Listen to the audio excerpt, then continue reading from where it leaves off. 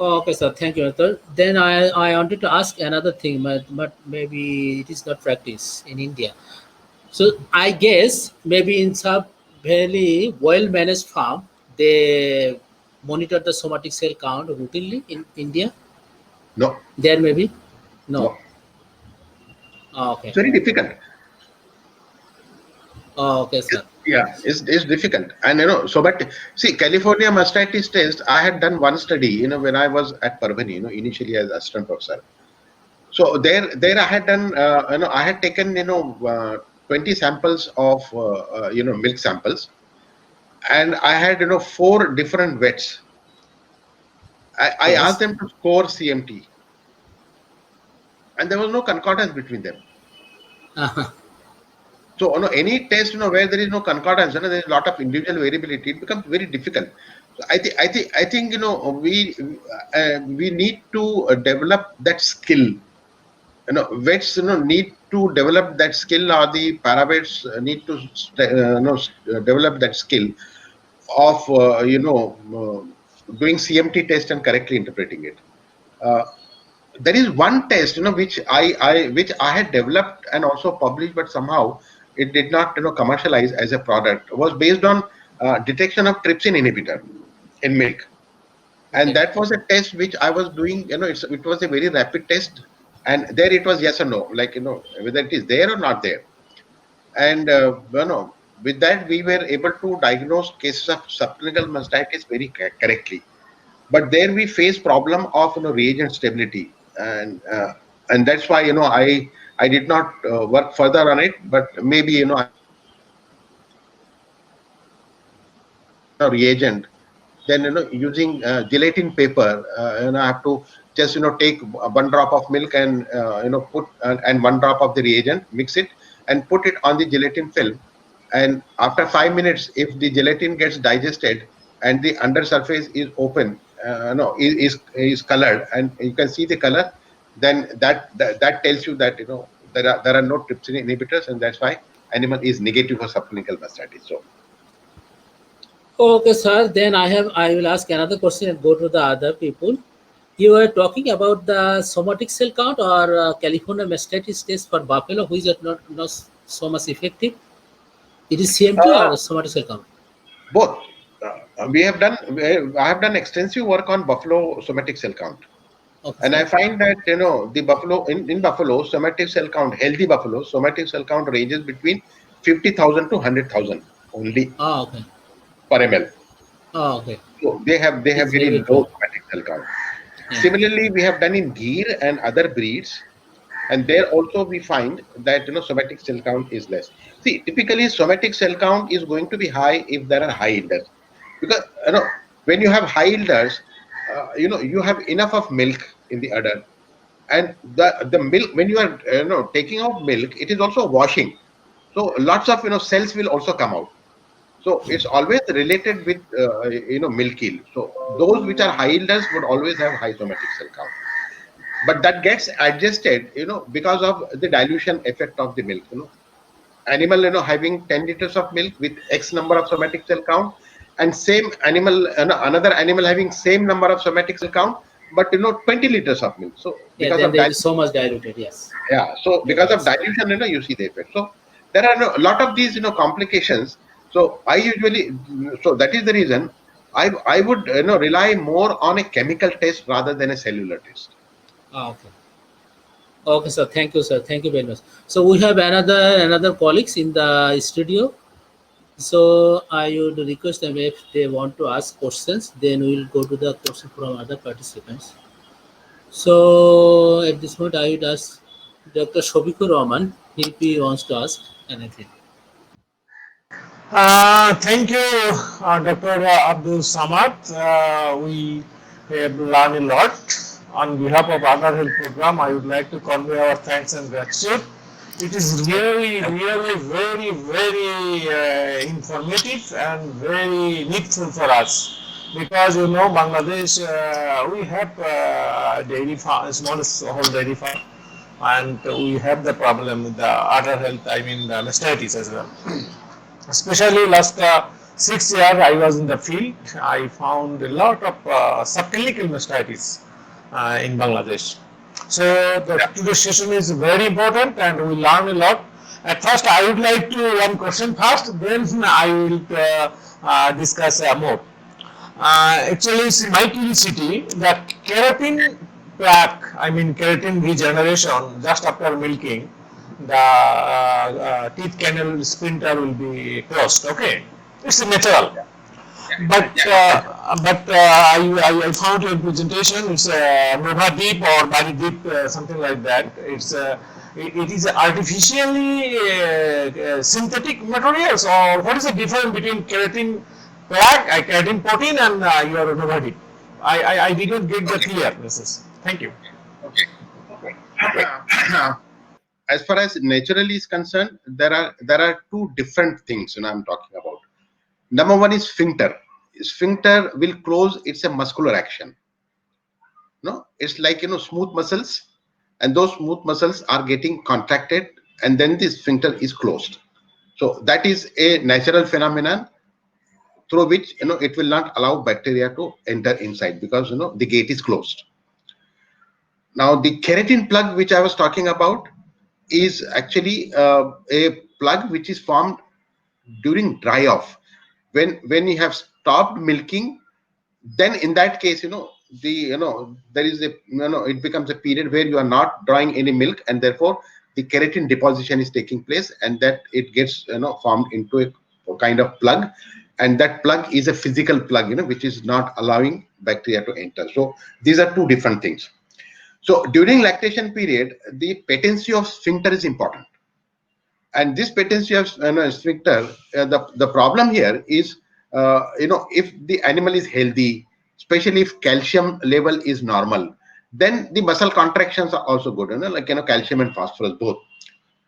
But if there is hypocalcemia, if there is subclinical deficiency of calcium and phosphorus, then in that case the muscle movement is not very strong, so sphincter doesn't close properly. Then number two, it takes some time after milking for the sphincter to close. And therefore, in Western countries, what usually they do, they don't feed animal at the time of milking. They do feeding of animal after milking. And the reason behind that is after milking, when they're feeding, they're standing. And for 15-20 minutes, if they're standing and feeding, the sphincter, there is a time available for sphincter to close. And then the animal will sit. Now, in this part of the world, what we do, we feed animals at the time of milking, and we don't feed after milking. So therefore, immediately after milking, the animal will go and sit on the floor, which is wet, and which is contaminated with dung and water, and therefore the bacteria will enter. So what we are trying to do is we are trying to cover that half an hour period during which sphincter is not closed by providing a supplemental physical barrier. And that supplemental physical barrier consists of polymers. And we have got two polymers which are mixed together, so that one polymer forms a kind of matrix which gives strength to the polymer, and the other one is a polymer which forms a very thin film of a very uniform pore size. And the advantage here is that we are not using any germicide. All these two polymers which we are using are food grade polymers. They are natural polymers. We feed it, we use them in food. One is drawn from algae, and another one is drawn from it's a marine driven, marine, the shell of the marine life. So those, it's an extraction of that, and both are mixed, so they form a very strong film which remains there at least for 8 to 12 hours, and then next milking it comes out. So that is one. The second Nova Deep, which I talked about, is again natural polymers, again food grade, and number two, we are using solvent over there. And solvent we are using because we want to evaporate the solvent fast and form a film very fast. It does. Otherwise, if I use only aqueous and do not ionize it for polymerization, it will take at least half an hour for evaporation and getting dried off and for film formation. So the whole purpose is lost. So that is the reason why we have two different formulations for two different indications, but they are all food grade. We use them daily in our, if not daily, which are very commonly used in our food. They are natural polymers. Okay, thank you. Now it's clear. Now it's clear. I'm happy to know. Actually, we are practicing and we are advising our farmer just allow the feed just after milking, and within 15 to 20 minutes the keratin plug will be regenerate, and I mean the splinter will be regenerate. And in comparison with your polymer, I think it will be best because it's a food grade. We don't have any harmful or the side effect. So thank you very much. And I don't know. Another thing is, Okay. currently, currently the tea tips that are used are aqueous based and they are germicidal. So aqueous based will not form a film, and that's why it will not offer any barrier property. Number two, it has got germicide, so it is going to make teeth more susceptible. And that is the reason you find that whenever a farmer is using a teeth dip, and because of some reason, if he stops using teeth dip, immediately case of mastitis flares up. It's like your aqua water, bottled water you are using continuously for 1 year, and you go to some other place where that is not available, and you drink normal tap water, you end up with severe dysentery. So in the same manner, teeth dip also has that effect. But our teeth dip will not have that effect because it is physical barrier. We are not destroying the local defense mechanism. So, and then another thing is, we always believe that, within 15, 20 minutes, the sphincter will be closed. But the radiographic evidence and other evidences have come up, which is saying that more than 50% in more than 50% animals, it is never closed totally. Because you are doing milking, and if there is wrong milking, you are destroying the muscles of the sphincter, and it gets slightly loose. So there is charge. So it's always a better idea, at least for high milking animals, high yielding animals, more than 10 liters. I always tell the farmers to use a teeth dip, so that you are extra sure that you are given some supplemental protection to sphincter. And then about dry cow therapy. I mean, your country need to take a decision. I mean, like the vets in the country need to take a decision collectively as to whether dry cow therapy is going to be useful. And when you say that there are lots of cases of subclinical mastitis, the way to handle is start from dry cow therapy. And with dry cow therapy, over a period of time, you will see that subclinical mastitis will come down. So initially, advisable thing is all cows that are being dried off will have dry cow therapy, but subsequently over 3 to 5 years, then you can have selective dry cow therapy, where only selectively animals which are high risk will go for dry cow therapy. So that is the strategy which academicians and the practitioners should take a decision and popularize in the country. Okay, thank you. Okay, thank you. From the field experience, we have also the leaky udder problem, and I found, from the various corner of the country, farmer call me and they express their views, just a dry cow or just before calving 1 month or 20 days or 10 days, a cow are secreting milk. So I think your polymerization, polymer-based therapy can help with the leaky cow problem, leaky udder problem also. You are right. But you need to empty udder, because this physical barrier is not going to hold against which is built up because of the milk which is synthesized. So you have to remove milk, and then you have to dip the teeth, so that it gives additional protection. Usually in around 75% of the cases, I find that it's a one-off phenomenon. Like I ask them to milk the animal completely and put this Novadip, and then next time there is no synthesis of milk, so it stops. But in 25% cases, it has nearly reached calving. The uterine contraction hormones have not started getting released, but the prolactin is released already because of stimulus. And there the problem is, then it's a regular lactation that has ensured in these cows, but the but animal is not started uterine contraction. So there I usually go for dexamethasone administration, 40 milligram to 60 milligram single dose, and then wait for 48 to 72 hours, and then maybe if required, I give slow oxytocin IV injection to induce the uterine contraction. Now, even for oxytocin for uterine contraction also, I would like to caution the vets here that oxytocin half life is only 6 minutes. So therefore, if you're giving oxytocin injection for uterine contraction as a bolus, it will not have effect. You can just see how the human gynecologists work with oxytocin. They give it in pulses slowly over a period of time. Then only you induce contraction. So you have to follow the same procedure where you have to put oxytocin as in 5% dextrose and put it as a slow drip over a period of half an hour, and then the uterine contraction will start after dexamethasone.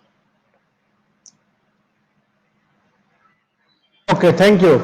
So, Mizan bhai, I think I should take. I would like to take the microphone to you. I discuss a lot. I think there are other and so many questions from the my audience. I mean the participants. So one question is asked by Dr. Dalwar maybe. How will human body when human mastitis affected milk? Can you repeat the question? Mastitis affected milk can be consumed by the human. Is there any side effect or is there any effect if a human consume the mastitis milk? That milk should not be consumed. Likelihood of lots of bacteria in it, advisable.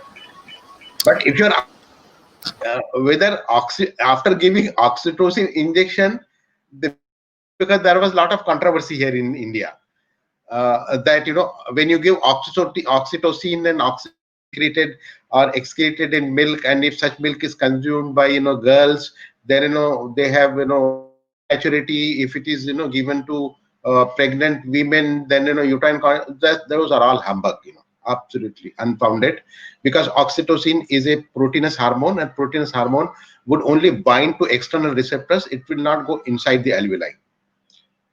There is a company which spent billions of dollars for developing an oral oxytocin. Oxytocin is not absorbed orally; it is broken down.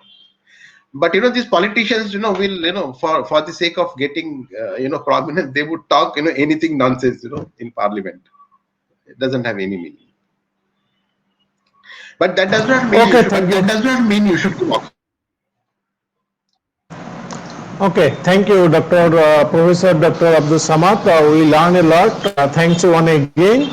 So now I request Professor Dr. Mizan sir, can you discuss more and hand over the phone to others? Okay, thank you very much. So we have another, I think we have another participant. He's Dr. Professor Tauhid from Bangladesh Irrigation University. If you want to ask anything, Professor Tauhid, so you are welcome. Thank you, Dr. Mizan bhai. Do you hear me? Yes, we can hear you. Okay, thank you. Actually, I have a question to Professor Dr. Abdul Samad.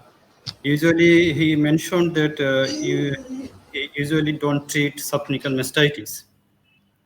So my query is, in case of subclinical mastitis, the prevalence of subclinical mastitis is higher than the clinical mastitis. So in that case, what do you do for the subclinical mastitis if you don't treat subclinical mastitis? So what are the management practices or some other ills you usually practice?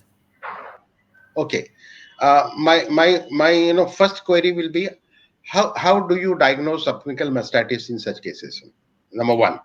how reliable is your testing method for subclinical mastitis?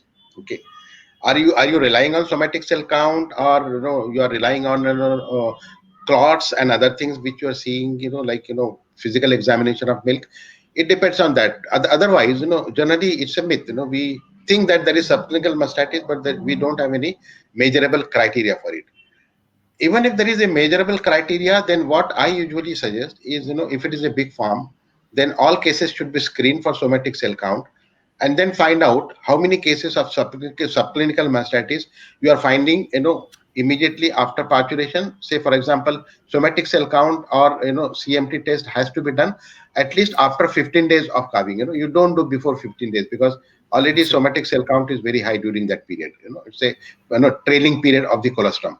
So 15 days onward, you can classify your animals into early lactation, mid lactation, late lactation, and then find out in which cluster you have large number of subclinical cases, and depending upon that, I adopt a strategy.